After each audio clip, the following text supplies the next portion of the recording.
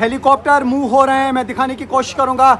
Israeli forces के helicopter हवा में घूम रहे हैं और अभी आप देख सकते हैं। उसका मतलब है कि साइन जो है, डेंजर साइन शायद ख़त्म हो रहा है।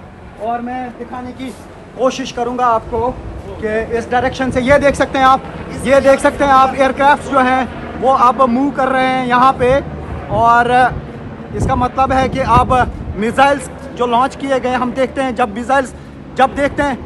देखिए मैं बताता हूँ, जब मिसाइल्स लॉन्च किए जाते हैं उसके बाद जब सायरन की आवाज़ रुकती है, धमाके होते हैं। फिर इसी तरीके से हमने देखा कि इजरायली हेलीकॉप्टर घूमते हैं और चेक करते हैं कहाँ कहाँ पे डैमेज हुई है। तो ऐसा लगता है मुझे कि मिसाइल अटैक जो है ईरान का वो ख़त्म हो चुका है, क्योंकि अब यहाँ पे ऊपर हवा में हेलीकॉप्टर घूम रहे हैं। इसका साइन यही है कि अब ये चेक कर रहे हैं डैमेज कितना है। जो मैं पिछले 3 दिनों से ये ऑब्जर्व कर रहा हूँ कि जब भी ईरान की तरफ से मिसाइल अटैक किया जाता है, जब वो ख़त्म हो जाता है उसके बाद इसी तरीके से यहाँ के चॉपर्स जो हैं, ये जो हेलीकॉप्टर्स हैं वो घूमते हैं हवा में। फ़िलहाल मुझे आसमान में यही दिखा कि 2 धमाके ज़ोरदार हुए और यहाँ पे लकीरें हर तरफ से देखने को मिल रही थी। उसका मतलब है कि यहाँ अभी भी ख़तरा है, क्योंकि अभी लोगों की मूवमेंट इर्द गिर्द नहीं दिख रही है। क्योंकि इजरायली मीडिया की तरफ से जब फ्लैश आते हैं, रेडियो लोग सुनते हैं यहाँ पे।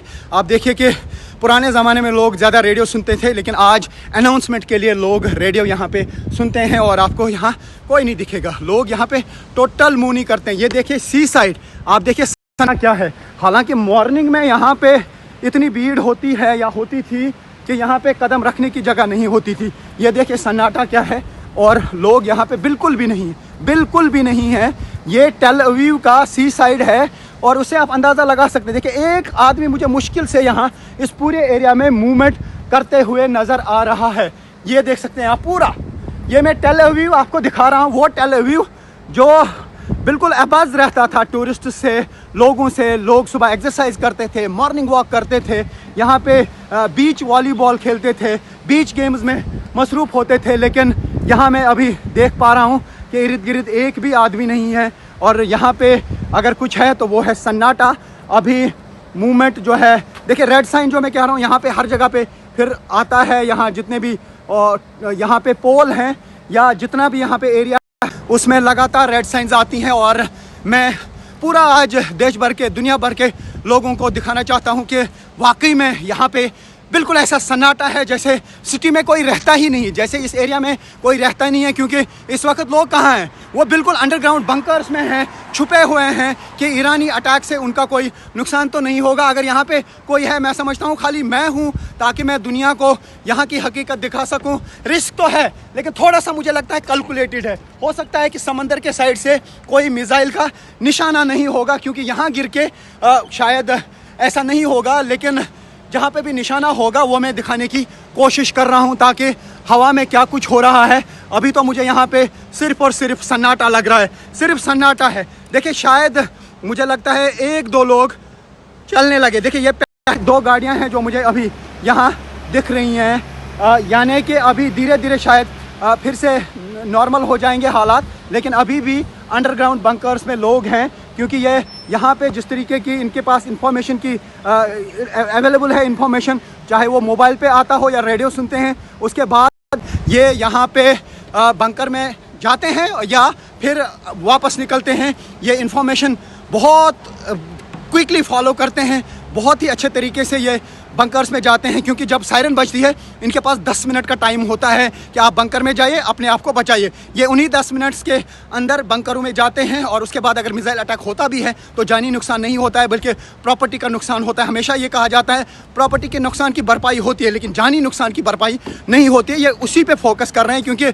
ये अमीर मुल्क है और ये अमीर लोग हैं, ये कुछ भी मैनेज कर सकते हैं। जितने भी लोग यहाँ पे निकाले गए, इवैक्यूएट किए गए, उन्हें बड़े बड़े 5 स्टार होटल्स में रखा गया है और वो सब कुछ पे करता है यहाँ की सरकार। और जो बंकर बनाए जाते हैं उसके लिए भी उनको इजरायली गवर्नमेंट मदद करती है, क्योंकि इसराइल को पहले ही पता है कि सेंट्रल ये जो मिडल ईस्ट है, मिडल ईस्ट में वो अकेला है और मिडल ईस्ट में कोई भी उस पर हमला कर सकता है। तो वो इसी वजह से वो यूएस के साथ अच्छी रिलेशन बनाए हुए हैं, ताकि उन्हें वहाँ से सपोर्ट मिले और यूएस को भी मिडल ईस्ट में कोई चाहिए था जिसके कंधे पे होके वो इस मिडल ईस्ट पे ये कहा जा सकता है अपना इन्फ्लुएंस बना के रखता। यही वजह है कि मिडल ईस्ट में अब इनके पास ये एयर बेसेस हैं जिनमें से एक पे कल अटैक हुआ। ये तभी मुमकिन हो पाया जब इसराइल की डोमिनेंस को वो तरजीह दे रहे हैं और वो अपनी मिडल ईस्ट में, चूँकि तेल का कारोबार भी बड़ा इम्पोर्टेंट है, उसको लेते हुए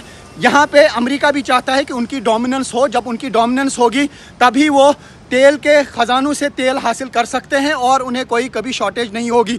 हालांकि ये जो कॉन्फ्लिक्ट है बड़ा डीप कॉन्फ्लिक्ट है मिडिल ईस्ट का, हर किसी के लिए ये समझना आसान नहीं है। यहाँ पे डायमेंशंस अलग है, यहाँ पे पॉलिटिक्स अलग है, लेकिन जो हालात हैं अभी ईरान और इसराइल के दरमियान, ईरान का सबसे बड़ा दुश्मन इसराइल है और इसराइल का सबसे बड़ा दुश्मन ईरान है, लेकिन दो मुल्कों का मिल के एक ही दुश्मन है, वो है ईरान, क्योंकि यूएस सपोर्ट करता है इसराइल को और ये दोनों ताकतवर मुल्क है। लेकिन ईरान ने भी दिखाया कि वो किसी से कम नहीं है। ईरान का डर ज़रूर है इसराइल में, अमेरिका में। मैं यही कहूँगा, यही वजह है कि ट्रंप को ट्वीट करना पड़ा और ख़ुद ही अनाउंस करना पड़ा सीज़ फायर। उसका मतलब किसी हद तक ये भी है कि घुटने टेकने पे मजबूर हो गया है, लेकिन ये भी है कि अगर ये दोनों मुल्क यानी यूएस और इसराइल चाहेंगे तो बहुत नुकसान ईरान का कर सकते हैं। तो ये अगर सीज़ फायर होता है तो विन विन सिचुएशन ईरान के लिए भी होगी, लेकिन ये लास्ट प्रहार करेंगे दोनों, जो है अभी लास्ट पे प्रहार ज़रूर करेंगे और वही प्रहार चल रहा है।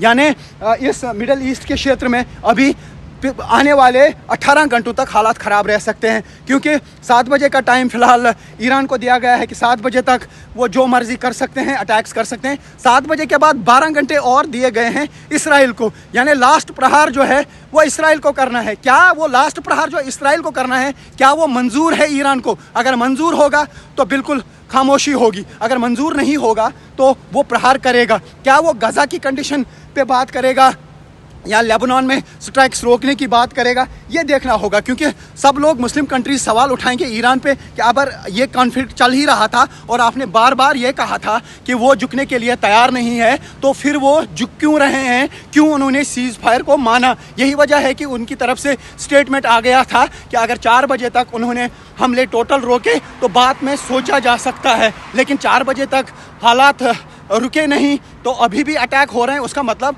वो कंडीशन उनको ये जो है रास नहीं आएगी, तो ईरान लगातार एक के बाद एक मिसाइल हमले कर सकता है। लेकिन इसराइल के इस वक्त वार प्लेन्स जो हैं वो ईरान में हैं और ईरान में लगातार इस वक्त स्ट्राइक्स हो रही हैं। उसी के जो